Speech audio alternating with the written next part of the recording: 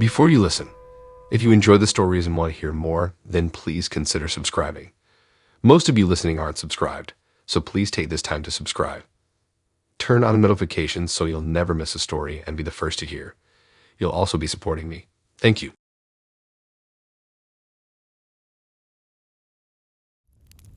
I was convinced my toxic ex Amber was firmly in my past after our nuclear breakup culminated in her demolition derby-style meltdown outside my place months back. The restraining order and block number provided reassurance I could safely move on. So when sweet, down-to-earth Sarah agreed to a classy first date, I felt optimistic for drama-free romance, until Amber explosively resurfaced out of nowhere, leaving my nice blazer and budding relationship saturated in pasta sauce and chaos. Sarah was my kickball league's MVP, both athletically with her killer spin serves and socially with her bubbly humor that instantly lit up any room. Over post-game happy hours, I found myself increasingly drawn to her genuine warmth. Those mesmerizing hazel eyes and ever-present floral braids didn't hurt either, so I nearly fell off my creaky bar stool when she happily agreed to exchanging numbers, signaling romantic potential. After weeks of easy text banter, I worked up the courage to ask Sarah out properly. She said yes without hesitation, although endearing fashion admitted to being rusty on the whole dating scene. Wanting to pull out all stops for this awesome girl, I snagged reservations at Bellucci's, a swanky Italian eatery I couldn't remotely afford but heard had amazing gnocchi and a live jazz quartet. At least the classy ambience might distract Sarah from my average looks and quirky jokes if conversation faltered. I arrived early to await Sarah's arrival, compulsively adjusting my blazer and sweaty palms. Did I suddenly forget how to date after so many amber-tainted months? When Sarah walked in moments later, though, rocking a floral sundress that perfectly complemented her glow, my anxiety vanished instantly. That is, until I noticed Sarah glancing warily behind herself while approaching me. Odd, but probably just first date jitters. Attempting a welcoming half-hug, I complimented Sarah's dress as we exchanged greetings. The hostess soon arrived to lead us through Bellucci's rustic chic maze of flickering votives and white linens. As Sarah gushed over the cozy ambience, I let myself relax, just happy she was here despite her unexplained earlier unease. A tuxedoed waiter presented us with wine options, and I ordered a pricey Pinot Noir for his pairing advice, wanting to treat Sarah right. As he uncorked the bold red Tibble-sided with ceremony, I raised my glass optimistically. To new beginnings, I toasted. The flirty smile playing at Sarah's glossy lips as she sipped set my pulse racing excitedly. Conversation soon flowed effortlessly over perfectly charred bread chunks despite Sarah's admission this was her first date after a nasty breakup. Similar baggage almost bonded us as I confessed my own recent disasters in the romance arena. Laughter came easily, the jazz quartet provided lovely background noise, carbs beckoned temptingly. Everything felt deliciously promising. Was non-dramatic dating always this dreamy and right? At least until reality crashed violently down around me in the deranged form of my presumed restrained ex-Amber. My pulse hammered with dread at the nightmarish sight of her storming furiously towards our table, mascara pooling under fiery eyes. How the hell did she find me here? Why tonight? I sat frozen stupidly as Amber snatched up Sarah's ice water and proceeded to upturn the entire freezing contents directly into my face without a word. Who's this new bimbo Eric? Amber demanded through clenched teeth as I sputtered in shock, ice cubes slipping down my soaked shirt. Does Little Miss Perfect know about your issues? Before I could croak any response, Amber seized Sarah's gnocchi dish and violently frisbeed the saucy pasta around the restaurant to emphasize her unhinged tirade. Screams and shattering glass erupted behind me while I sat there uselessly as globs of bolognese and noodles pelted other patrons' designer outfits. Guards soon wrestled a hysterical Amber away, allowing the humiliating reality of this ambush to sink in. Wine glasses crashed discordantly nearby as I turned apologetically to pasta-speckled Sarah, her floral braids now dripping with red sauce. Words failed me. How could I have let my twisted ex sabotage this amazing girl who did nothing wrong except give me a chance? The manager eventually arrived, offering Sarah a dress from the gift shop, while banning me from ever returning. More than fair. As I handed over emergency cash for damages amidst Amber's distant wails, all I could sputter was jumbled apologies and self-loathing. Sarah looked utterly shell-shocked, picking Naughty gingerly from her intricate braids without a word before walking silently away from the aftermath. In hindsight, I shouldn't have underestimated unbalanced Amber's capabilities, even under court order. Her destructive envy clearly couldn't stand letting anyone else enjoy my company in peace. Just when I thought we were finally untangled, she managed to sneak in and salt the earth of my romantic fresh start. Sarah deserved better than having my war-zone-esque past relationship trauma unleashed so violently upon her lovely hair and dress. I couldn't blame her if I never heard from Sweet, undeserving Sarah again thanks to Amber's unrepentant crazy. Guess I was fooling myself that I could escape toxic exes unscathed and move on without looking over my shoulder. If Amber had her unhinged way, nobody would get her without hell to pay first.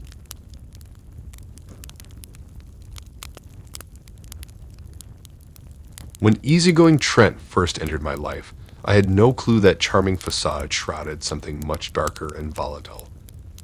His attentiveness slowly morphed into possessive control and erratic emotional abuse I struggled recognizing at first. But when I tried ending things, his unrevealing obsession nearly killed me. If not for a vigilant neighbor, I may still be trapped under Trent's coercive grip instead of finally feeling safe enough to cautiously move on today. We initially met through a dating app last spring. Trent's profile boasted rugged good looks and a mutual love of hiking. I still recall the jolt of excitement hearing back from someone way out of my league looks-wise. After a week of witty banter via text, he asked to meet up for coffee. Despite slight apprehension seeing those intimidatingly sharp cheekbones and mahogany eyes smiling down at me in person for the first time, Trent's affectionate questions and goofball jokes soon set me at ease that Saturday afternoon. When he grasped my hands earnestly before leaving, asking permission to keep chatting, I walked to my car grinning stupidly with new butterflies. So began weeks of blissful courting, home-cooked picnics in the park, mighty golf outings full of giggles, mornings spent in cozy cafes sharing life ambitions. Trent insisted on covering costs or surprising me with flowers just because. At work, deliveries of my favorite sugar snow donuts often arrived with winky face notes. Maybe they seemed over the top so soon, but I felt intoxicatingly special under his constant praise and full attention. The sex was earth-shatteringly great, too. What single gal wouldn't swoon under such doting treatment after months of dating duds? In hindsight, some comments did strike me oddly in those early dreamy days. Trent playfully teasing about Maitland's gawking or griping when happy hours ran late into dinner time keeping me from him. But his apologies always came quickly, smoothed over by lavish desserts or impromptu candlelit massages to relieve my stress, and everyone fought sometimes right. I overlooked the sporadic jealousy or controlling behaviors as poor humor. The first crystalline warning sign landed unexpectedly a few months in when Trent smashed his whiskey glass abruptly during date night, shattered glass scattering violently near me. The bartender cut us off, assuming intoxication fueled Trent's heated outbursts over some imagined eye contact between the waiter and myself. Really, Trent seemed far more disoriented by rare rejection when I declined returning to his place blackout drunk. Once outside, his crushing grip on my forearms convinced me to sleep in my own apartment for safety. By morning, infinite voicemails flooded my phone with weeping confessions of his raging insecurities and promises of change after this relapse, and my stupid empathetic heart caved once again. A healthier woman wouldn't have dismissed the escalating arguments over my clothing deemed inappropriately revealing or weekend travel interfering with Trent's concepts of our time. But each tearful apology and doting makeup period after felt convincing enough that the real Trent truly cherished me. The abruptly broken dates and physical intimacy lulls always resolved themselves soon enough when he deemed me sufficiently understanding of his perspective. And honestly, those high highs kept me hooked on potential Trent despite endless red flags. Unsurprisingly, in retrospect, actually leaving this dysfunctional trap nearly killed me. After a particular nasty blow-up one April night at his place resulted in bruises and broken dishes perilously near me head, I resolved to make my excuses and never return. Much as it pained me relinquishing those wholesome romantic memories and parts of Trent I still clung to. His desperate attempts to stop me exiting his apartment left the door frame splintered. By morning, outraged voicemails made clear Trent felt irrevocably betrayed by my departure. Unapologetic harassing texts and flower deliveries commenced nonstop until I blocked him entirely. Unfortunately, Trent tracked me in my yoga studio that week. infiltrating the lobby despite my pleas that staff remove him. His incoherent ranting of maternal love followed me out onto the street until I ducked inside a crowded bakery, borrowing a phone to request police intervention. Somehow no arrests or restraining orders emerged yet, just forcibly removing a hyperventilating Trent from the premises under warning. Far creepier incidents awaited my increasingly paranoid self at home in the coming weeks. Tampered locks on windows I know I double-checked, unfamiliar vehicles tracking my commute, shadowy figures lurking behind my suburban duplex at odd hours when I walked my elderly neighbor's dog at night. Often, I'd wake to foreign shuffling downstairs or outside my bedroom late at night, and long after changing all passwords and numbers, intimate personal items still occasionally vanished only to resurface days later in my mailbox with typed letters begging for a reconciliation chance. I scarcely slept or left the house anymore out of constant fear despite getting complex home security installed. The nightmare finally climaxed one pre-dawn hour when I awoke to loud mechanical wiring directly below my darkened bedroom. Heart-seizing in terrified recognition, I grabbed for my phone to dial for help just as the exterior deadbolt downstairs screeched open. My neighbor's flashlight luckily blinded us all at that precise moment as he investigated the break-in noises. Police arrived and swiftly restrained a clamoring figure dressed in black who indeed turned out to be Trent Midby and in a manic effort to confront me. If not for my neighbor's intervention, there is no telling what demented plan waited downstairs out of Trent's psychosis. I scarce processed the removal of his battered form into custody before reality crashed down suffocatingly, forcing me temporarily to my sister's home out of region while I legally pursued my own restraining salvation. Today, Trent resides indefinitely in high-security lockdown, still adamant his feelings justified any means to be with me. I wish I could erase the lingering trauma symptoms keeping me perpetually glance over my shoulder in public or wait shrieking from each new nightmare starring his demonic visage. But for now I settle for small comforts, changed addresses he can't infiltrate, therapists slowly dredging up reasons I ignored those early red flags, support groups sharing similar horrors. I may walk through a gray fog yet on certain trigger days or lose faith I'll emotionally bond safely again post-Trent. But nothing outweighs overwhelming relief of escaping his delusions. And if telling my cautionary tale helps anyone fleeing similar manipulation recognize those signs early enough, even marginally, then some redemption emerges.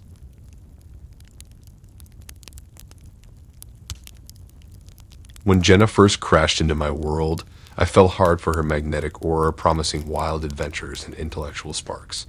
Her effortless coolness photographing urban street art seemed so alluringly out of my league.